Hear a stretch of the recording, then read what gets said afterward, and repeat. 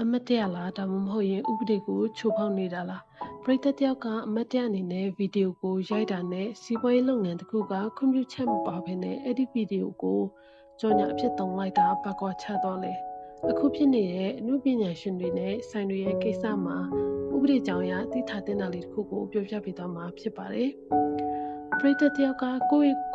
သာ personal use အနေနဲ့တင်တာဟာပြဿနာမရှိပါဘူးဒါပေမဲ့လုပ်ငန်း page တစ်ခုကနေဆိုင်ရဲ့အကျိုးအမြတ်အတွက်ပြန်လည်အသုံးပြုလိုက်တဲ့အခါမှာတော့အဲ့ဒါက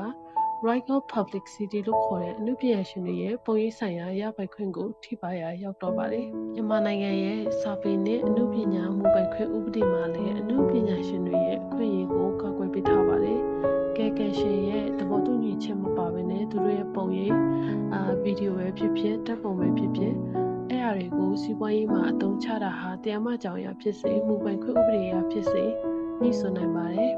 ဒါကြောင့်မို့အမှုပညာရှင်တွေအနေနဲ့လည်းလုပ်ငန်းရှင်တွေနဲ့အလုပ်လုပ်တဲ့အခါမှာ